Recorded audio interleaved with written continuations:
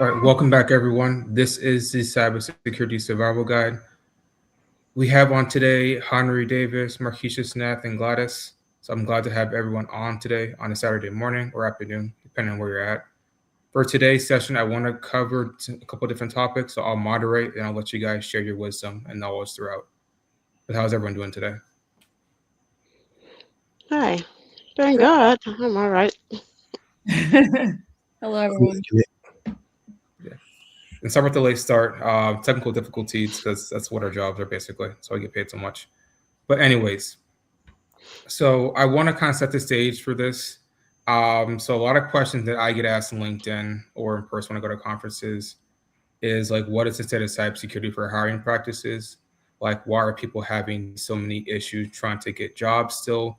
And what can they do? Those are probably the biggest talking points we'll have. So we can start off with the first one. So I'll go with Henri first. So Henri, in your opinion, like, what is the state of cybersecurity from what you've seen for some of your clients so far for trying to get jobs?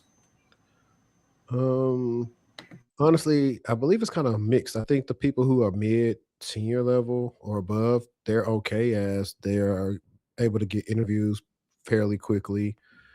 But I think the people with no skills at all and the people with no type of experience, whether it's IT or anything high level, they are the ones as well that are struggling. And I think that's the hard part for them because 5 years ago, you could just probably go get a couple of certs and take a quick program and you could probably get in. But now, as AIs came to help lean out some things, it's tougher on the entry level talent to kind of get their footing in the industry right now. Yeah, how is AI over the past, I want to say 2 to 3 years played a role in like the hiring security practices? I think now if you've seen like all these different tools where like a lot of the tedious entry level things, they are either agents are doing it or they're having these different platforms do it. So companies aren't one hiring as many people. And also, we knew that a lot of companies were strapped to even train new people. So that's a whole reason why some people couldn't go into. You rarely see a role that said like 0 to 2 years of experience. And I think it's going to supercharge. A lot of companies were late on adopting AI into their org until they could probably get a little bit more security parameters on it. I'm speaking like from just personal experience. But I do think eventually everything will balance out as I've started seeing the cost of AI starting to skyrocket. Things that I was like personally just doing things for media that were cheaper are now have doubled in price. So I see there's going to be some type of balance in the future. And then I think they'll eventually start hiring some more entry level talent as they realize some of the stuff they didn't need. It was just I would ache in a lot of stuff with AI similar to what we saw with SOAR. Everyone was just so gung ho about SOAR, and some people didn't really even need in their companies. It was just a selling point to either get some contracts or whatever. But a lot of times, nothing was really automated. Gotcha. That makes a lot of sense. Markeisha, what about you? What are your thoughts on that? Yeah, I mean, I think that AI plays a role on both sides of the hiring process. I mean, you're seeing now that employers are using AI to write their job descriptions, to identify potential clients, to be able to weed out those individuals that don't necessarily have the skills and the titles and the experience that are matching. They're also using it to be able to rank and I guess assign a percentage to how well that individual actually is relevant to that job description. And then on the other side, we're seeing that candidates are now, because of that, are using AI to write their resumes. They're using AI to tailor their applications, to prepare for interviews, to even apply for jobs, right? So I think that has also really increased the number of applications dramatically. But I think that it's also caused a credibility problem. And, when we're thinking about the job market as a whole, and as I always try to remind people that are on the job market, it's not about you. At the end of the day, it's never about you. It's about what the organization needs and wants. So as much as you're hearing employers and organizations talk about credibility being an issue, you also have to keep in mind that that is a big reason for why the market is shifting. So I think that when it comes to how individuals, how talent can really navigate the market is really going to be through optimizing. That means optimizing your resume to be able to communicate a relevance to that job posting. But it also means you probably need projects and work examples and strong stories and recommendations now. And your approach needs to be a lot different than just applying directly to the job post. So it's a few different things, right? AI has played a role in both the employer and both the candidate's side for hiring. But at the same time, you have to understand how to be strategic and leverage these things that I just mentioned to beat out your competition. Do you feel most people that you work with are utilizing AI in their job search, or are they utilizing it improperly, properly, in your opinion? Yeah, great question. I mean, great add-on to that. They are utilizing it in inappropriately, right? Or not appropriately. You know, I think that a lot of people still are trying to figure out how to use AI the right way. I always tell people AI is not your problem. It's your lack of skill in using that AI. So as I mentioned earlier, you know, showing your projects and your work examples and being able to have measurable outcomes. Every time I speak to a client and I talk about the metrics portion, right? The qualitative and the quantitative, they have zero clue as to what I'm speaking about. You know, when it comes to the work side of things and like the business side, you know, you have your KPIs. It is very important that you understand how important metrics are to an organization.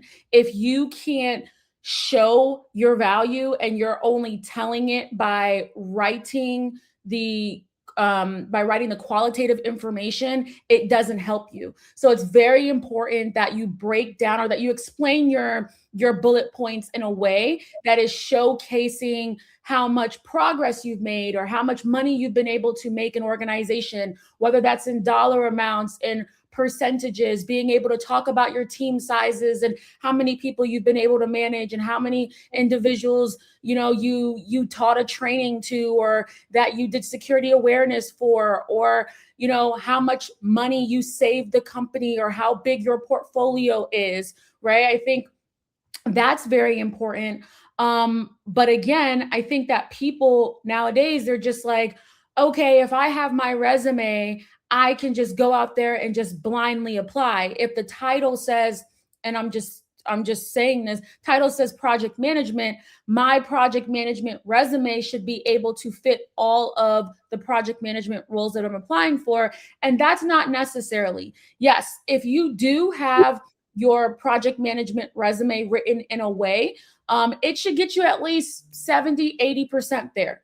But I always tell clients, again, application tracking systems are being used now. AI is being used more frequently. So when you're applying for that job, just know that you're really, you know, just shooting for the stars and just hoping that you actually get a call back. If you tailor your resume to that job description, you have a significantly higher chance of doing so. How do you do that? Well, if you utilize whatever type of generative AI you want to utilize, whether it's ChatGPT, Perplexity, Claude, whatever, you know, take your resume, don't put the information at the top. Don't put your contact information there, but take the body of your resume, plug it into the AI, and then take the job description and plug it in as well and say, hey, this is my resume. This is the job description. I want to apply for this job. I want to be somebody who's actually considered and pulled by the application tracking systems. Please tailor my resume to suit this particular job description. And AI should be able to do that.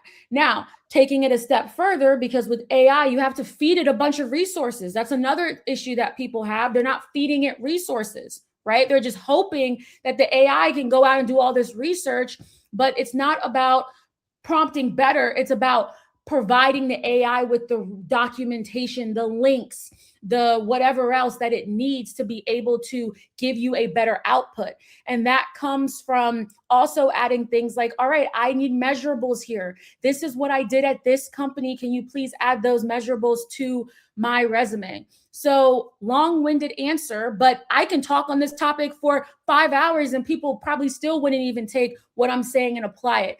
Again, you have to get comfortable with AI and you have to be skilled with using AI. And that means being consistent. That means taking classes. That means learning the ins and outs of how to properly use the AI in your job search if you truly want to land that role that you're looking for.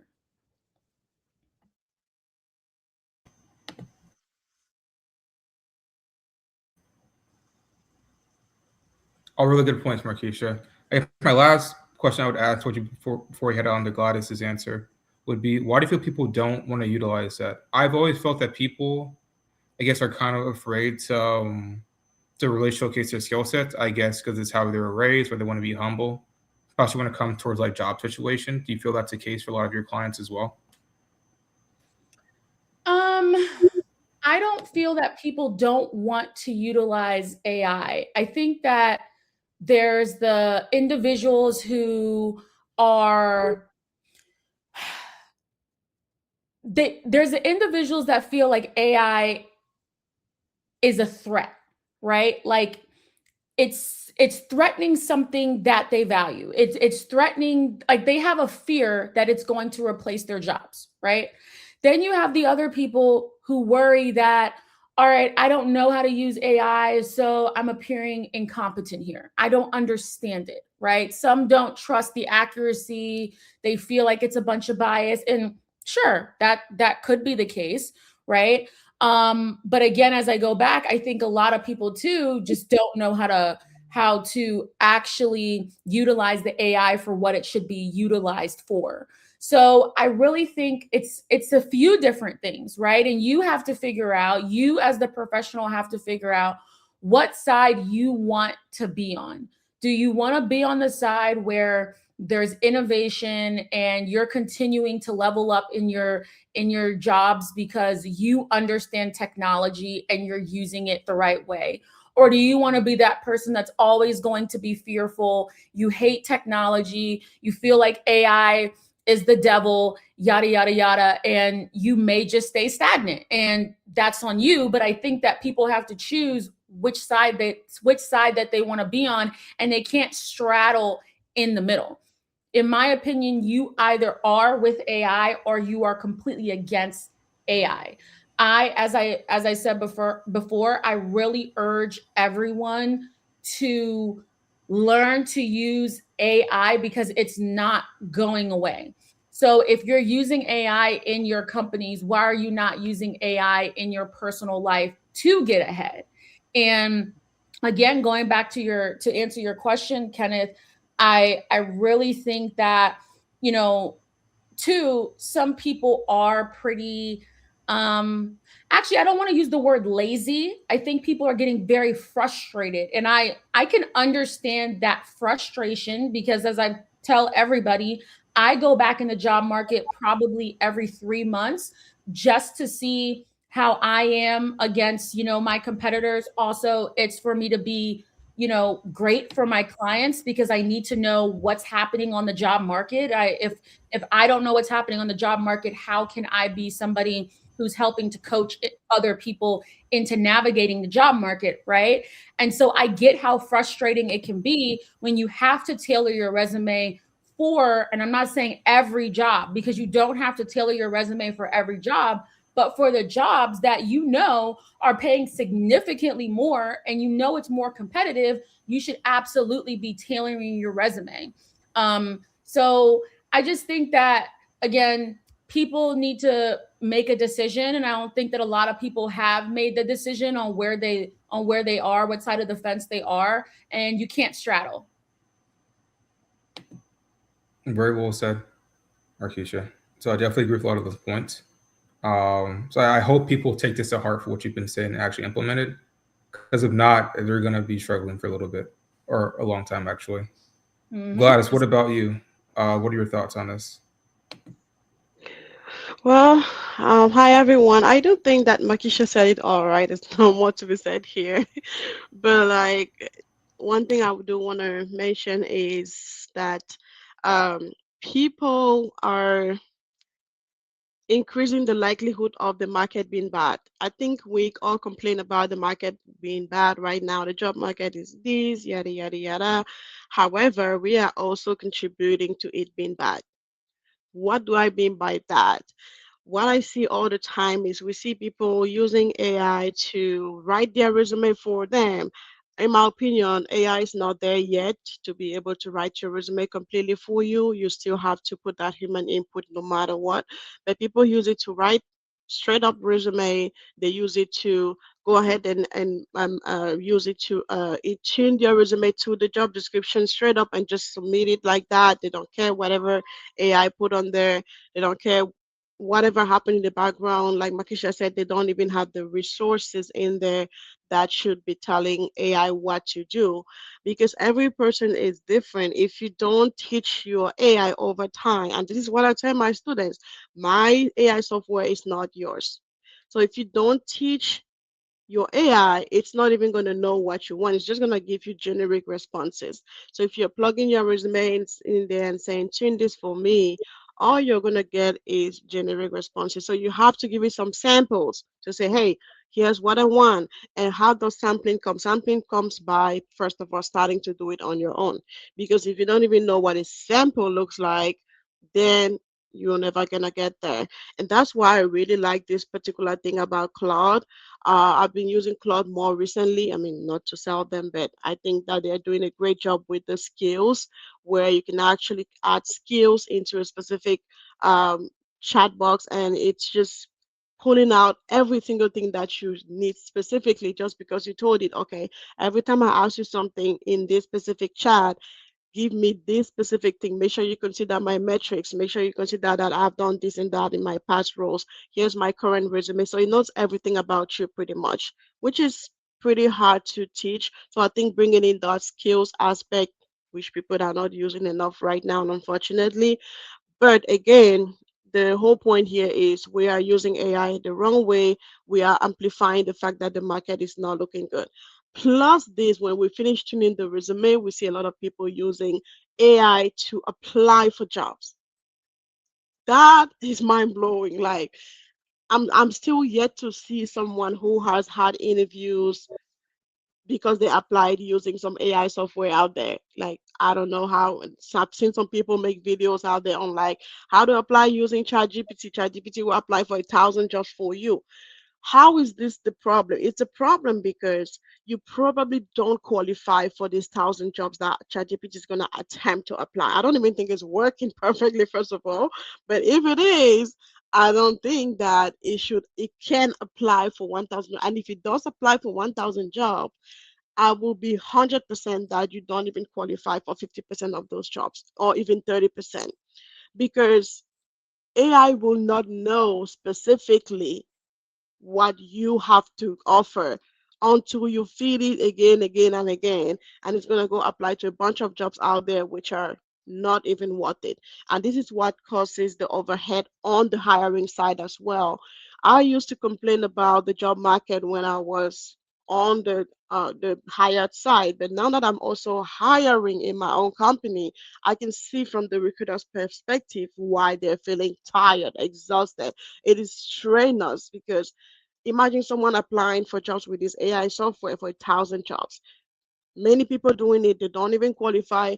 It's like recruiters have to take their time to go through all of these applications. Meanwhile, they don't even have the bare minimum requirement.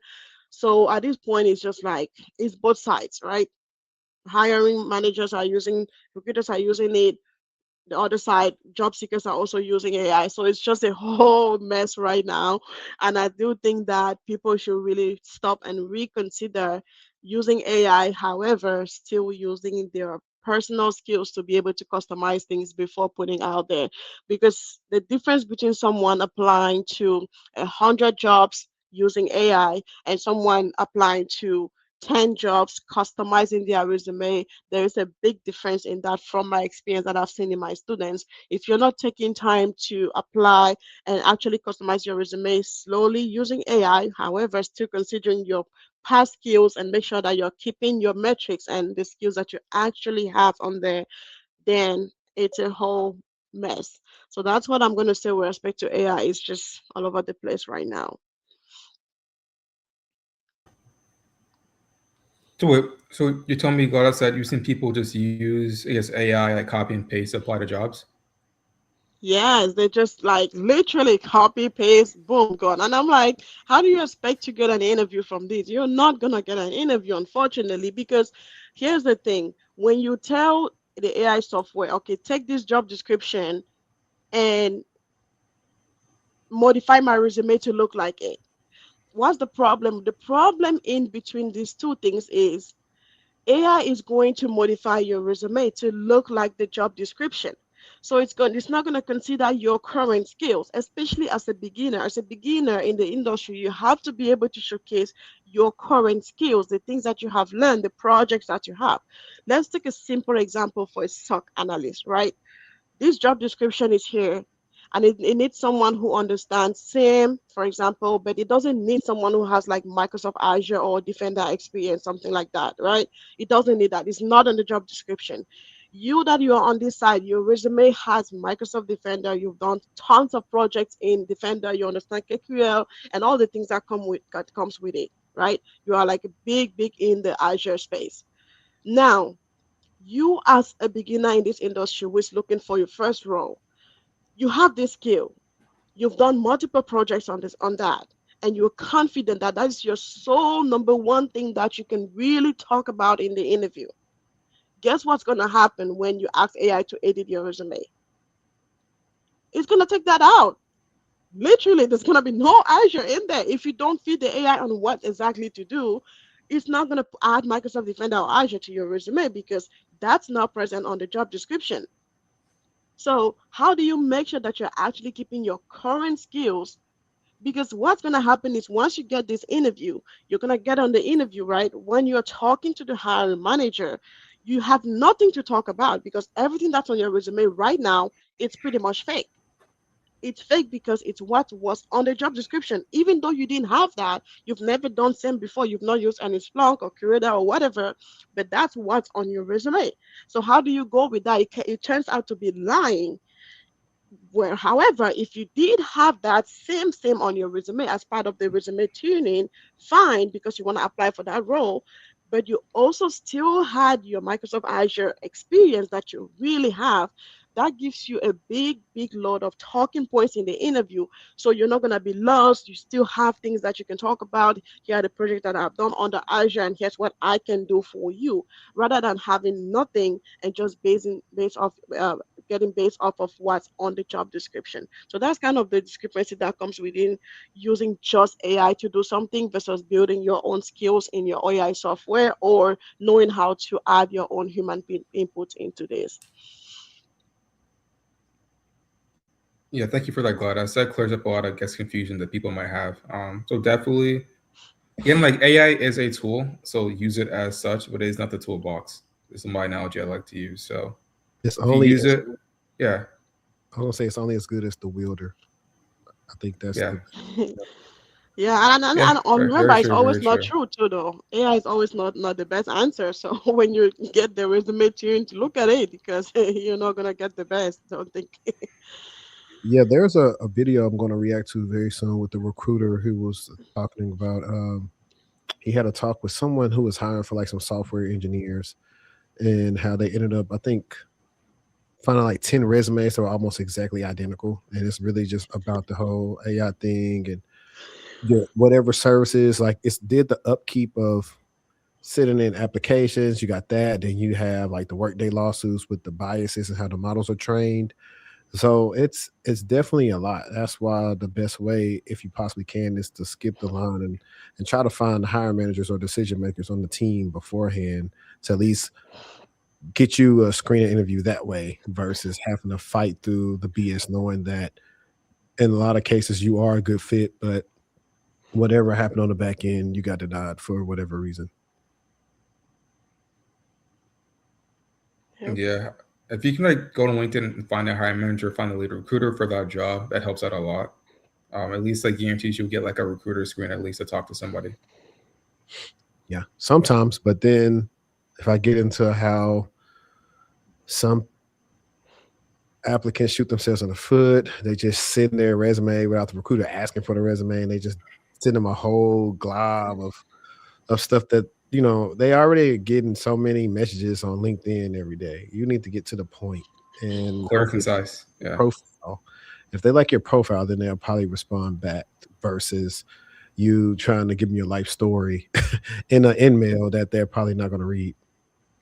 Yeah, I think a lot of people also don't have like good, I guess this falls under communication skills, right? Like knowing how to approach people in a way that makes them want to engage in a conversation with you. I think, back to what you're saying, some people will just go and be like, hey, saw this job, here's my resume, or just not appropriately reach out to someone. So it does come back to how well you communicate with people, even if you even have that skill set. I mean, I'm just convinced, like, there's levels, right, to where people will always be at, right? You have the people up here, people here, here, here. Not everyone can be at the top. Not everyone can excel in everything. So there are those people that will just stuck at how they communicate and how they approach people. And yes, it will make their job search a lot harder. Then there's those people who are charming and can get almost nearly any position, even if they don't know the people at the company. Like there's, I won't say like rankings, but I mean, everybody has their thing. So you also have to know where you are too, personality wise, character trait wise, all of that. Read some self-help books. Like there's so much out there that can help you be better. And it's not just about professionally, it's also about personally too. Yeah, I definitely agree. I think I said years ago, I have to find it on X, but I was talking about the correlation between we could do women or men, but back before all this internet stuff, you had to go up and talk to people. Hey, how you doing today? You didn't just mostly go out to anybody and say, hey, give me your number, I'm gonna call you later. That's essentially what like a lot of people do. And when they're trying to get these jobs, they're going to the recruiter, telling them this, they're not even introducing themselves, how you doing, not even laying some type of foundation for them to actually talk on. That's typically what you would do in the real world. So if people take things that they would do in the real world to the internet, they actually be a little bit more successful in their communication. And like we found out, a lot of people, and I'm not finna get on Gen Z too much, but the communication skills, lack of initiative, they weren't necessarily taught that, or they just don't think it's cool. Like, so there are different things that they think are not cool, but they are the ones, well, they're the main ones that are struggling in the job market because of those things. Yeah. I feel insulted because I'm Gen Z, but I do understand a lot of people of my generation don't have the proper communication skills because I work with a lot of them. Yep. I've had to work. Well, I don't think I work with a lot of them. I've had to work with them like outside of my dealing for like certain things with dealing with the kids or anything like that. And I was like, yep, there's no Gen Z communication problems right here on display.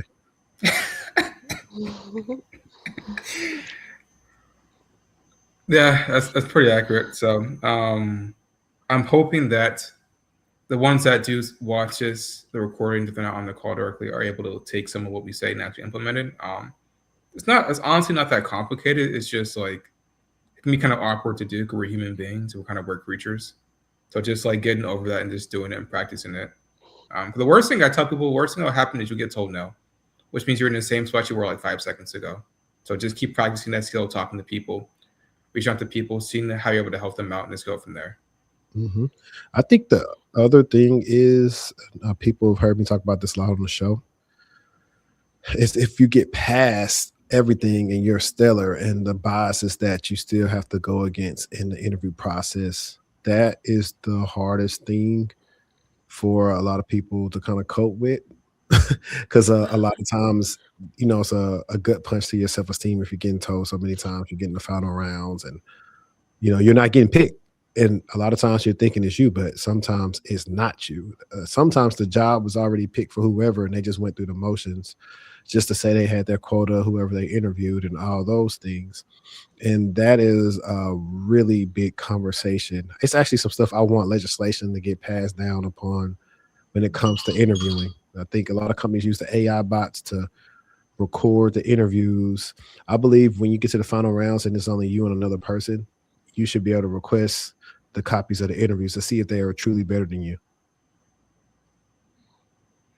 Yeah, I think I told all of you I did like 9 rounds of interviews last year for like one company. I think I'm in person for like half of them, and they started asking me the same questions in like all the interviews. I'm like, I've already answered this like 10 times, and then I didn't get picked. They said I had a terrible attitude and I wasn't technical enough. Yeah, I would have told after 4, I probably would have told them no. I'm not unless you start paying me, no. Right, 9 is a lot. I mean, that's pretty excessive. And then on top of that, like, I mean, I do interviews too, and like we're not coordinating, right? Like we're not coordinating with each other. Like, hey, what did you talk about in your interview? Like we're not doing that. So of course, there's probably some overlap there. Henri, you mentioned that you like, have you actually asked for the recording? Because you mentioned something about that. Have you ever done that? If not, I don't think they would give it to me because I'm not a employer of them. But I'm saying if legislation is passed, like I have, there are some things that I've actually encountered specifically with me where I know I was kind of like railroaded, and I haven't just never spoken on them implicitly because of people that I know still work at certain companies, and I'm not trying to mess up things for them. But I've pretty much known that somebody mediocre got hired over me, and I was the better fit. And the person told me that, or I just really had a I don't think you saw on IG, but I shared with my close friends about a subscriber who knew I never said I was interviewing at this company, by the way. And he put the pieces together, like, "Hey, were you interviewing for a so and so role?" And I was like, "Yeah, that was me." It was like, "Yeah, they told me came down to you and the person they chose, and you guys were neck and neck." And one of the things that I did kind of was off putting a little bit. They said, "Yeah, they're up and comers." I'm like, "How am I up and comer and I'm like a decade in?" But that was kind of odd to me. But he was saying the person that directly worked with him preferred me. And I told him, "Hey, whenever that person starts, just let me know because I want to see who was actually chosen." Because some things are ridiculous because you can know when you had a stellar interview. It's like if this thing in basketball called a triple double, where you have like 10 points, 10 assists, either 10 rebounds, 10 blocks, whatever you have, it's a triple double. A lot of them interviews I was putting up triple doubles, but it wasn't translating over to the end. And I'm like, okay, what more? Like Tyree said, what more do you want from me? Sometimes you feel like that, and it's like, okay, it's really not on me. It's these companies being biased. And I think we've experienced more since leadership has changed. To be honest, it's definitely got a little rough when you're trying to go leadership route. I would actually say that as a black man, going a leadership route is definitely tougher than it was in previous years. Yeah. Yeah, there's been a couple of times like I'll be interviewing for a role, I won't get it, then I'll like follow the company page to see like who gets the job, and then I'm like, okay, I've talked to the person before. The person doesn't know what they're talking about at all. I know why they got hired. Like half the time it's like internal people, so they already have like that person already pegged, and they come through the mechanisms of doing an interview, and then you're like, you kind of wasting my time though, which is kind of annoying. Yeah, I technically had an interview scheduled for this. What was it? Upcoming. It was this upcoming Monday. Yeah, it was this upcoming Monday. But right for the interview, the recruiter hit me. He was like, "Hey, yo, I just found out that they finna give this role to somebody internally. So I just want to let you know I'm not trying to waste your time. So I'll just keep your stuff on file. And if some changes, let me know." And I really appreciated that because sometimes they'll interview you knowing somebody was picked. And so I appreciated that so much. I was like, yeah, if they mess up, just email me. Okay. So I guess the next talking point I want to go over would be, I guess, strategy to combat some of this, in your guys' opinion. So people are struggling to land roles within this because of AI, or they don't know how to communicate properly. what are some things they can try to do to try to improve their chances? For example, Henri, you were talking about the communication gap between generations. Is there like a way they can practice that, like go to conferences, go to meetup to try to improve on that? What would be your thoughts on that? For my guys, go touch grass, go out to the bars, go see how many numbers you can get. I mean, that's an easy way. And then now take that same thing into LinkedIn or whatever else. If you want to find a recruiter, find a recruiter. I mean, I have some simple networking scripts that I use where I introduce myself, tell you who I am, give you like a brief rundown of my experience, and say I think I'd be a good fit for XYZ role. Like keep it short and sweet. And every shot doesn't go in, but the ones that go in, they go in. So like those are easy ways. And then taking a step forward, what I've been working with clients on is prepping. A lot of people have not interviewed in so long and they are not confident sounding. They don't know how to make the conversation engaging. And these are all the things we work on in the prep. And this is where AI can come into play. You could take someone's resume, you could take the job description, and you can prompt it and say, hey, here's my resume, here's the job description. I'm getting ready to interview for this role. Please come up with some interview prep for me and some interview questions that I can ask my interviewer. And so you can have all these things, and now you can work on them. Record it, hear how you sound, work on your elevator pitch, because that's a big one. People start going far too long on their elevator pitch when it's really short, a minute or two. You think about it. The term is elevator pitch. Most of the time it means is you have a short, a lot of amount of time that you're talking to someone in the elevator. How are you going to get them to say yes to whatever you're selling? So if you envision that and keep that at the forefront of your mind, you won't go down a long talking point of, I was born here and I worked here, then I worked there. I'd only keep it sweet. I say thank you for, I'd only say thank you for interviewing with me today. My name is such and such. I have X amount of years in the industry. In the last couple of years, I've been working in this industry where I do this, this, and this. Here's some of my tool stack, and this is why I apply for the job. I keep it short and sweet, and then we can kind of keep it flowing. Okay.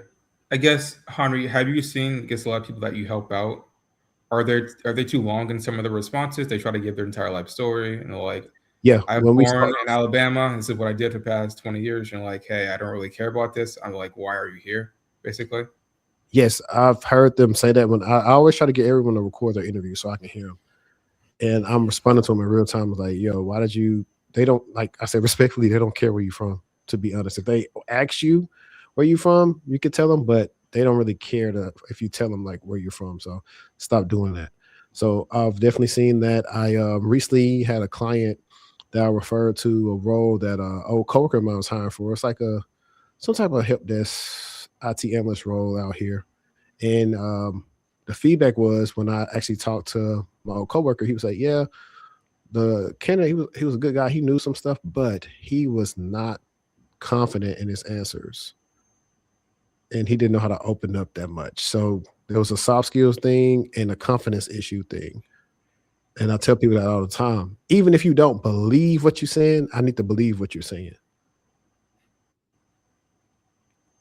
Yeah, I definitely feel that. I tell people, I'm like, one thing in an interview, don't ever lie. If you really don't know something, just say like, hey, I don't know the talking point, but here's how I'd find out.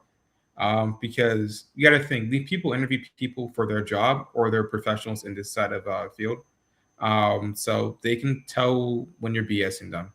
And if you're BSing them, that's not good. So just always be honest, right? But be confident in the answers that you do give. Yeah, and that goes back to Gladys' point about people.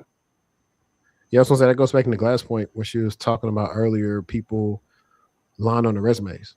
I've had calls where people had every sim in the book on the resume, and I start asking them about it. I'm like, well, why do you have this on here? You don't even know what Q radar is. I just actually had you use Q radar. You said, what is that? Bro, don't even go there. Like the question of what is that? Like, oh my gosh, no. Yeah, so it's like obvious, It's and so that's the terrible. whole reason why if we make a full circle moment, Markeisha and I are probably like more on X than anybody probably on this panel. For years, we've been telling people don't take the shortcuts because of it's coming full circle now. There is no shortcut. Like you have to know what you're talking about in order to proceed through the interview process. And everyone who was trying to tell you to do this and that, a lot of them were the first people that got axed when companies started doing layoffs or anything else. And especially if you look like us, you had to be better than everybody else, which is why I was saying, hey, don't do that because this doesn't make sense for you. Take the long route, but it's going to be more satisfying. Yeah, I completely agree with that. And that's one thing I tell like my students all the time because to me like getting the in I mean when you have the right strategy, getting the interview is not hard in my opinion. That's why I get it all the time from my students. The problem is getting past that interview. So if you are in my program, I get you an interview and you can't get past the interview, that's a problem to me because like I spend all this time, coaching you, giving you all the things you need, but I still need you to make sure that you know your stuff because I cannot take this interview for you. I always tell them, like, I cannot. It's just impossible. I wish I could take the interview for you and you get the job, but I cannot. So you got to do your project, you got to take your hands on. And I think that's the biggest thing that people are missing. They just focus so much on getting the interview that they forget, oh, I have to know my stuff. I have to actually do labs. That's the biggest part in this industry. If you're just beginning and your whole goal is like messaging recruiters, think about the aftermath. Like, okay, let's say recruiter gives me an interview today. What are my talking points? What are the things specifically that I have done that I can confidently talk about without any question and I would answer anything about that topic? Because the goal is not knowing everything, right? The goal is knowing a few things that you are really a master at. That's why I don't want people to call themselves aspiring cybersecurity professionals. You don't want to be aspiring. Nobody wants to hire an aspiring person. You want to be a real cybersecurity professional at the minimum from that entry to mid level. That's why the jobs require 5 years of experience because you got to know how to do the job. So, in order to prove that you know how to do that job, you need to work on real projects and being able to talk about them even if you're sleeping.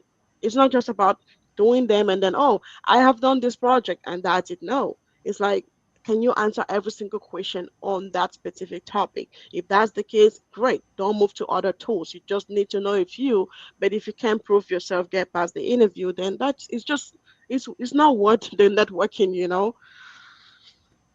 To add to what you're saying, Gladys, it's really important that people have career stories already lined up, right? So your stories need to be able to point to the problems that you solved and a difficult stakeholder or stakeholders that you've worked with and a mistake that you've made, a failure that happened, and a project that you've been able to lead. And going back, as I always mention, the measurables, a measurable business or security outcome.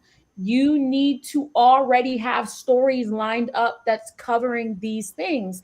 And each of the stories should explain what was happening, what was your responsibility within that particular project, what did you personally contribute to, what changed because of your work, like what was the positive outcome. And even if there were something like a deadline that you didn't meet, talk about how you didn't meet that deadline, but then also end with how you ended up fixing that, right? What was the resolution there? I, again, speak to a lot of clients and they don't have stories to tell. And I'm saying this because I'm pretty sure somebody is saying, oh, well, I don't know how to talk about things that I've done. Well, now you have it. That is exactly what you should be using and communicating in these interviews. In addition to that, I think people too don't have clear identities. Goes back to not just being professional, but personal. You don't know what you want. And then what's even worse, you don't even know who you are as a person. What is your identity? What is your personal identity? What is your professional identity? If you can't speak to that, how do you think you're going to convince anybody to want to hire you? I hear Yeah. people say, I do cybersecurity. I am cyber. The joke on Twitter X is I am cybersecurity. What does that mean? It needs to be I specialize in third-party risk management, where I help organizations determine whether vendors have the right controls in place to protect our sensitive information. That is a strong personal identity. But saying, going back to what Gladys said, I'm an aspiring cybersecurity professional. I do cybersecurity. I am cybersecurity. Like, why is somebody going to hire you when that is all? You only amount to just 3 words. Yeah, I love that part of building a story because I know a lot of people are not using that at all. It's the difference between someone who does well in the interview versus someone who's just like there, right? Because in the interview, I think there's this big thing where I often talked about it, but scenario-based questions, right? People get scenario-based questions and then maybe they get asked a question in the future and they keep answering it in the future. So these questions that say, you are a cybersecurity manager. One of your direct reports does this and that. How do you respond to that? And they answer this question in the future as well. They're like, well, if I am a cybersecurity manager, here's what I will do. I'm like, what are you doing? Like, this question is asking about your experience. It's not asking about your future. You need to be able to relate that to what you have done in the past in some way. I don't care what you're gonna do, but even if it's not in cybersecurity, I need you to step up your game and start talking about, well, this is actually I've done this so many times, so this is a great question. I'm happy that you asked about it. And then you start about talking about something that happened in the past to you. They're not asking about in the future. So if you talk about the future right away as an interviewer, I just know that you have never done this before. It's clear, right? We can all agree on that. For sure. I think, and the piggyback kind of off the future part, it reminds me of why some people who are like level one SOC analysts are trying to go like tier two, tier three, or going to IR, why they struggle is they can't see past their current role. And so I have a bunch of SOC analyst interview questions that are pinned to my LinkedIn profile, which, by the way, I'm going to change to make an interactive quiz in the near future. However, when we get to these questions and they don't know what to say, most of their answers is, I would escalate. I would escalate. I say, well, hey guys, in these instances, they're not looking for you to escalate. They're looking for you to actually do the containment option. So what would you do if you were the person that was being escalated to? And a lot of times they're like, I don't know. I was like, Yeah. this is going to be why you can't get to the next level, because you haven't studied enough to figure out what the person does that you send things to. Maybe you should go to work and go talk to them and see what they do, because that's what they're looking you at in this interview. They're not looking at you as a level one. They're interviewing you for a level 2 or level 3 role. And if you don't know what to do, they're going to write the X on it. They're going to say, yeah, this person was cool to talk to, but they have some growth they have to do. Yeah, I think I tell people is, I ask people, would you hire an aspiring chef to do your wedding? Would you hire an aspiring architect to build your $2 million dream home? Probably no, right? So don't put that on your your job title. Yeah. Or Um, LinkedIn. Matter of fact, you don't even see aspiring in any job description. Yeah, it's crazy. And they put it on their LinkedIn. I'm like, go remove that real quick, like right now. Yeah. If I Really see go on our way. anyone's profile, like you're out of my list, man. Like, well, yeah, you're either doing the work or you're not doing the work. That's how I look at it. So And don't get while we're here, aspiring. we'll talk about why people in cyber really shouldn't get an A+ because it's not on any job descriptions. And people who have A+ or have programs geared towards getting people like the trifecta always try to fight me on this. And I'm like, I get it. But when it comes to going to get into cybersecurity, the A+ is not needed because it's not listed anywhere. Network Plus really isn't needed per se, but I'd rather you get Network Plus over A+, as in just having a basic foundation of understanding the network. Networking is better than A+. I was like, you can go spend the same money that you would spend to take those 2 core A+ and get a help desk course or the level careers IT course and get a job faster than just getting an A+ that where you're not building anything. You are just memorizing and maybe have a couple of PBQs on a test. And they get mad at that all the time. I think too, I mean, I just tweeted about it because I have a tweet going about when you get to a certain level in corporate, you no longer need the certifications and the degrees. And somebody mentioned, at that point, you need to pay for the coaching. You need to be able to have a strategy. And I think I mean, I know people have this negative idea around paying for coaches and doing boot camps and whatever else people feel. But realistically, once you do narrow it down to some top coaches, I recommend people pay for the coaching, especially when you are at a certain point where you're just not able to break through, right? Like, think about your life. Like, I mean, and I can use this as an example. Whenever I get to a point, and I mean, this is what happened in the past, but when I got to a point where I felt, all right, I'm not able to get past this brick wall, to me, that meant my relationship wasn't good with God. So I knew that I needed to go open up the Bible and get a better relationship with God. It's the same thing. If you know that you're not landing the jobs and you've been at this for 1, 2, 3, I know people at this for 3 years, and Mhm. I'm just like, girl, at this point, you really need to look in the mirror and tell yourself that you need the help. You need to find a way to pay for somebody who's going to get you over that hump, right? Break through that wall, break through that door. And so you need to be able to know at some point where you can't just do it on your own anymore. You have to pay for the people who specialize in this, right? You can't rely on Google. You may not be able to rely on AI either. You have to go to people who understand strategy and who do this for a living. Like, as we're talking about, we interview people, like, and we're also in tech, and you're trying to get into this world, and you're trying to know, okay, what are these hiring managers looking for? Like, these are, like, we are solid coaches on this call. But at some point in our lives, if we haven't already, we've had to seek out coaching that is going to help us be better for you, better for ourselves. So it's really important that you can recognize when you can no longer do it yourself, and now you have to rely on another person to get you to where you need to get to.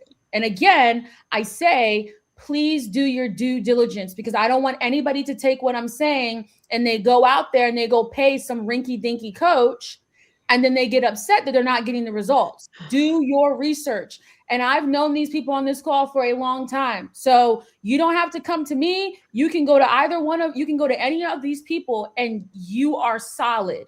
But please find some great person that can get you over your hump.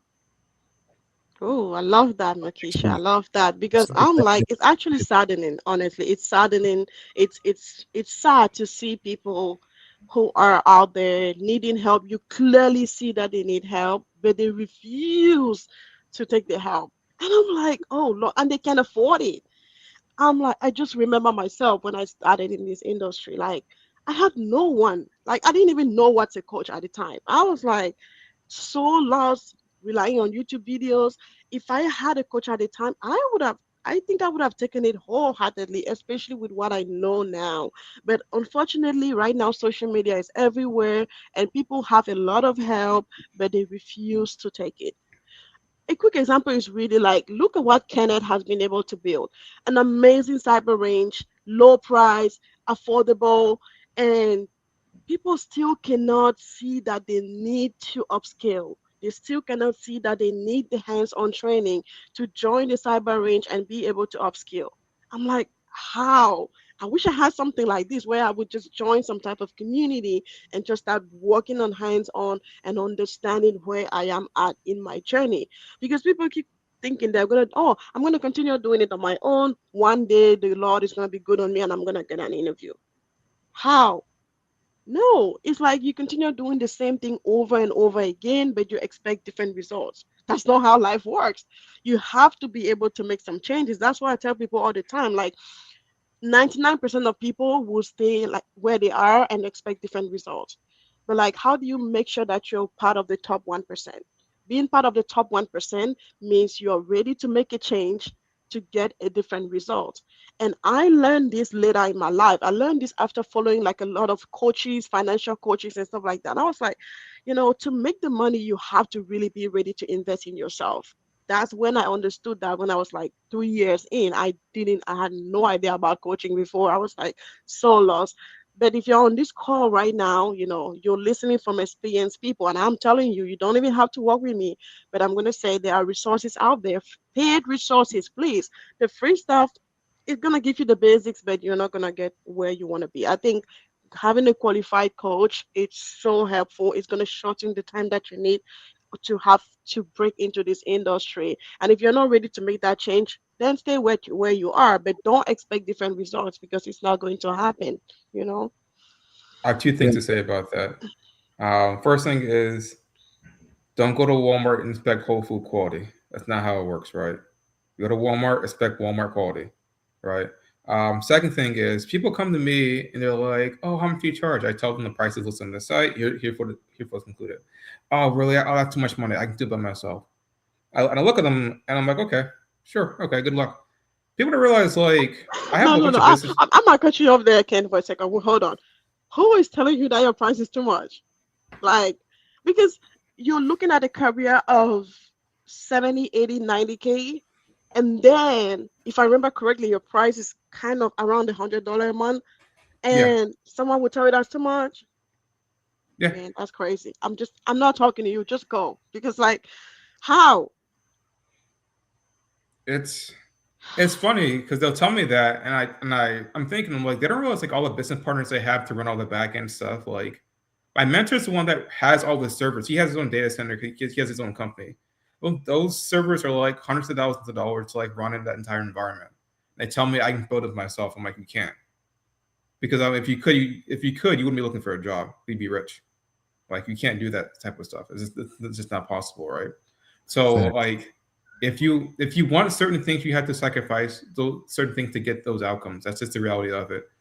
If it's like someone, Henri, like, imagine someone told me they want to like play in the NBA, but they don't want to work out and they don't want to eat properly. It's not going to happen, right?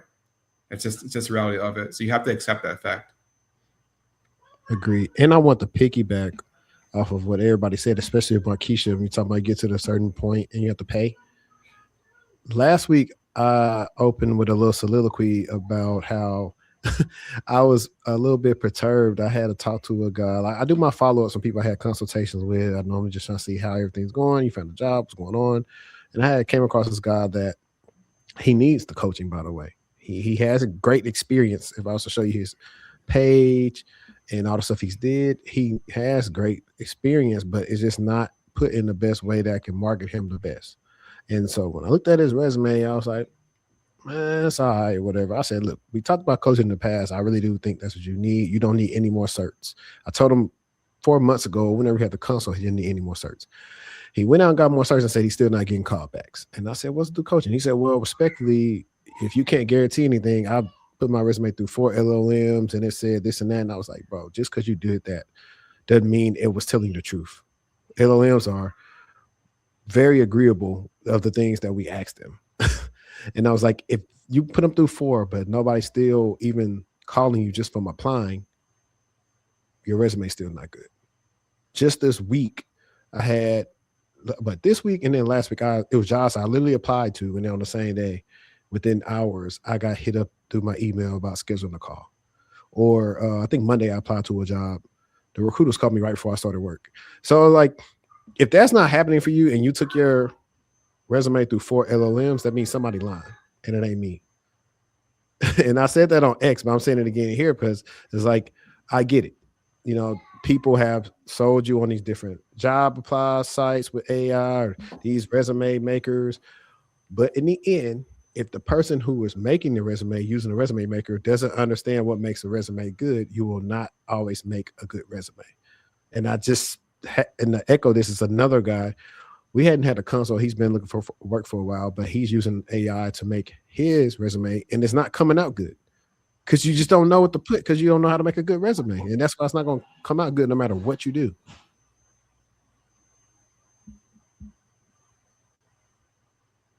Again, don't go to Walmart, expect Whole Food quality. Please. Don't It's not how it go to works. public to expect HEB. That's funny. I actually took my mom there because she came here last week. She loved it. HEB? Yeah, I was just crazy crowded because the new one in Irving just opened up, so it's like a line out the door to get inside. Yeah, HEB is Yeah. it's like a party. Like everybody loves HEB. Yeah, I don't get why though. Just like, I mean, They treat their employees well, and they have a lot of good stuff in the store. That's probably why. I say similar to why people like Costco. oh, Like okay. Costco, whether you work for Costco in the store or corporate, you get 20. All you gotta pay is $20 bi-weekly for medical insurance. Oh, Yeah. nice. Very cheap. Yeah. Their corporate people get paid a lot, especially for IT. Yeah, they do. They get paid a lot.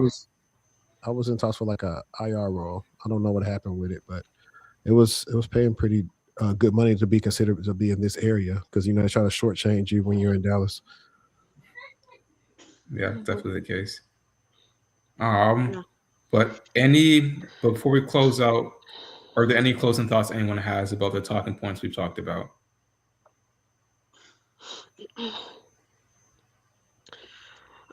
Closings. I think I'm just going to say that on everything we talked today, it was a lot, but hopefully people took some things on there. And again, I'm just gonna reiterate the last point of if you even if you don't think you need help, but you feel stuck and you need a job, and you can afford it because affordability is a thing. If you can't afford it, if you just don't have any money, you're unemployed, like I get it, it happens, right? Life happens. You're not gonna go steal and invest in something, it doesn't make sense. I think if you can afford something or even a basic cyber range or something to learn the skills that you need, I'm gonna implore you to do it, because you're never gonna regret it. It's still knowledge at the end of the day. Even if you got disappointed from the past boot camp, because I hear a lot of people too, they've gone to some boot camps and they didn't work out, or they didn't get what they were promised. There's that out there too, but it is what it is. Some people are just out there taking people's money, unfortunately. But don't let that discourage you. You have to still continue on your journey, given the money and the time that you've already invested in this. Just don't give up. Keep going. The market is not easy right now, that's for sure. And that is why you need help. You need help. And like I said, even if you don't think you need help, just know that at some point, trying to get into cyber, you are going to need extra help from someone. And if it's that time for you, get that help because you can't compare it. We have seen a lot of people going to pay for degrees, thinking, well, when I get a degree, it's going to get me a job. And they pay thousands of dollars for that, but they are not ready to pay $100 a month for help. That's not okay. I think we should speak more about this. Again, I'm not saying you should come work with us here. I'm just saying that I'm educating the public. If you need help, get it, because a degree will not get you the job in this industry. That's not how it works over here. Just the other day, I had one guy was telling me that he's considering going to WGU because it's not going well, and I hope that I change his mind by saving him dollars, because WGU is not going to give you the job.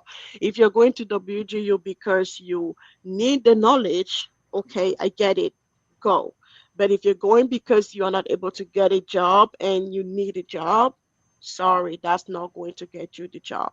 So that's just where I will end today. Thank you. Yeah, instead of WGU, you should go to SNHU, and you should use my link to go. Um, their curriculum is much better than WGU. Matter of fact, I did a call with a client, and I think, switched from WGU to SNHU, and he's loving it with the curriculum and the stuff he's actually doing because they're actually doing some stuff where you got to build stuff, and it's not all paperwork. So that's what I've Oh, seen. nice. That's the really crux of why I don't like WGU. Outside of making people get all these certs, they're not building anything, and they don't really have anything to use or leverage when it comes to try to get interviews. So when I got a Oh, client, man. and like, hey, did you have a capstone? Yeah, this was a capstone. I say, but did y'all build anything out of it? No, I was just more research based. So I was like, that might not cut Yeah. a lot of companies.